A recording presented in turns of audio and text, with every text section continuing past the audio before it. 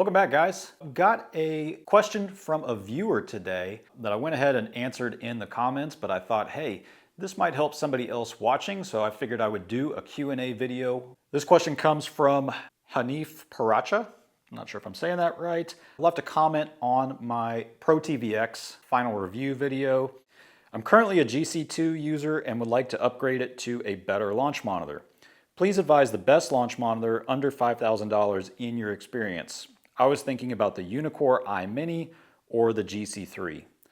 Please suggest the best way to go forward. All right, so I had to tell him, hey, without more information, I can't give you a complete answer, but I went ahead and answered the question. I'm going to do it now, just making some assumptions, basically out of thin air. Now, if you don't know, the GC2 is a discontinued launch monitor from Foresight. It's been discontinued. Now the GC3 is out. There's a lot of GC2s still out in the wild, and they still have a pretty good resale value for lower prices in the used market because they are Foresight launch monitors, which are highly accurate and reliable. So he is a GC2 user looking to upgrade to something more current. He mentioned the Foresight GC3 and the Uneekor Eye Mini, both great launch monitors. Now, he also asked about the best launch monitor under $5,000, and I can kind of run through those real quickly. We've got stuff at the under $1,000 price range, the Square Garmin R10, Rapsodo MLM2 Pro, and for those, I'm going to go ahead and toss those out of the equation for now because he did mention $5,000 as his budget. Some of those are great launch monitors under $1,000, but if you've got more to work with, I think you're going to want to step up to a kind of higher tier. Then we're also looking at above that, we've got FlightScope Mevo Plus and the new Mevo Gen 2. I'm going to toss those out because they are radar based. He mentioned being a GC2 user. I'm assuming that's using it indoors, also assuming he's using it as a golf simulator. And so radar launch monitors, while they do work indoors, they're just better suited for outdoor launch monitors. So we're going to toss out those from FlightScope. Now we're getting into some that are a little bit better contenders in this price range category. One would be the Skytrak Plus and the new Skytrak ST Max. The Skytrak Plus is predominantly photometric. It does use Doppler radar. I think the price now is down to around $2,000 because they introduced the ST Max, which I'll talk about in just a second. Skytrak Plus is great if you are wanting to use a different device other than a gaming PC. It works on your phone, it works on a tablet, iOS and Android. It will work on a PC and it will actually work on Mac OS. It is, to me, I believe, the most compatible launch monitor on the market. Hopefully you can use a device that you already own with the Skytrak Plus if it meets the minimum requirements. So that's one reason a lot of people will buy it. Another one is the software is really good. It's got great game improvement driving ranges. Very, very, very user-friendly. So a lot of pluses there. On the downside, I find it to be very accurate. However, the club data, I think, is probably more calculated versus measured. I don't know for sure. I don't think really anybody knows, but I believe what's happening is it's maybe only measuring a couple of pieces of club data, and then it's using essentially algebra to back into other club data numbers. It's pretty common on the lower tier of launch monitors. And so for that reason, I am not going to recommend this to a current Foresight GC2 user. The ST Max was just released. I believe that one is now just under $3,000. Yes, there are some internal improvements, but the main difference is going to be that you can do swing training with it, meaning swing and without hitting a golf ball and get your club speed. There's a significant price difference between the Skytrak Plus and the ST Max, with that being the only real benefit. Plus, we also don't know about any changes to any measurements versus calculations, so we're going to eliminate the Skytrak ST Max as well. Now, moving on, we could look at the Uneekor Eye Mini Lite, a fantastic launch monitor. He did mention the Uneekor Eye Mini, which I have, and the only difference between these two is the Eye Mini Lite is meant for indoors only. It's got to stay plugged into power and plugged into the computer at all times. There is no display on it. I'm sure that would be a contender for him. He didn't mention that, but he did mention the Eye Mini, which is going to cost a little bit more.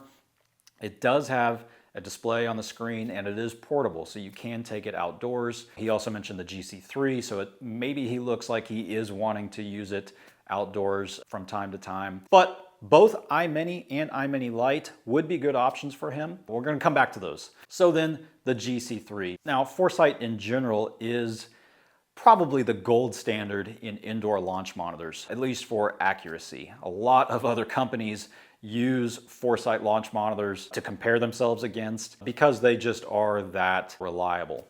Now, they've got a whole lineup of ground-based portable launch monitors. You've got the Foresight GC3, you've got the Bushnell Launch Pro, they've got a new Circle B edition, and they're continuously changing this lineup with price points and subscriptions on their Bushnell line. Now we've got the Bushnell LPI, which is also an indoor-only launch monitor comparable with the Eye Mini Lite, so he could go that route if he wanted to go the Foresight/Bushnell side instead of the Uneekor side. And then you've got the Foresight GC3S, which again is a Foresight GC3, but at a lower price point with a subscription model. And if you were not aware, Bushnell and Foresight are owned by the same parent company.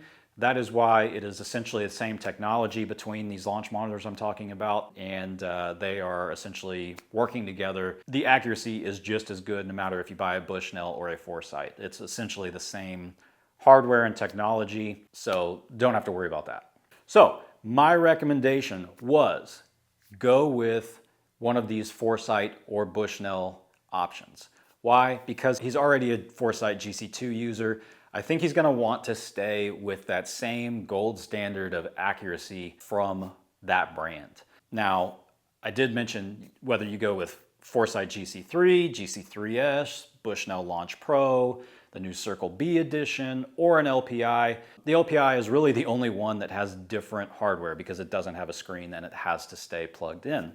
But all of the other ones, no matter what you go with, it's just a matter of choosing the price point and subscription that you want, or paying for it all up front with a GC3 and owning it perpetually. We did go into a little bit of a discussion as to which way is better. And like I said, they're always updating the subscription pricing and their price points. It seems like it's every 6 months these days, but it typically works out better going with one of the subscription options because the math works out to usually you'd have to own it 6 or 7 years or something like that to come up with the full price difference of a GC3, if that makes sense. Now, I totally understand if you just want to pay for it, you have the budget, and just buy the Foresight GC3 and don't worry about any subscriptions. Totally get that. I might even do that myself if I were in that situation. So I told him, which any of those from Foresight or Bushnell that you choose, that would be my recommendation. Just pick the pricing strategy that works best for you.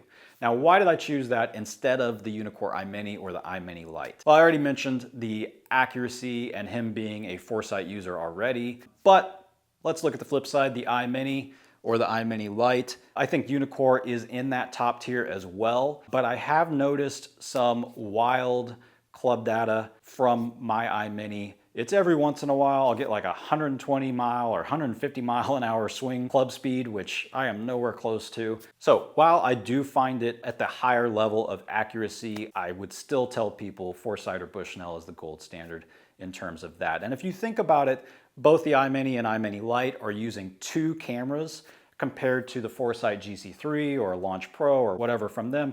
They're all using 3 cameras. So there are 3 cameras to measure both ball and club data versus 2 from the Uneekor. Now, a reason to go with the Eye Mini or Eye Mini Lite, Uneekor is very innovative. They've got a lot of new features that a lot of people want. One being the impact video that shows a slow motion replay of impact. Honestly, I don't know why Foresight hasn't released that. I wish that they would. There's a lot of other players that have that out there nowadays, and it's a really, really helpful feature. They also have things like AI Trainer, that is basically an AI swing coach, as long as you have the Uneekor cameras.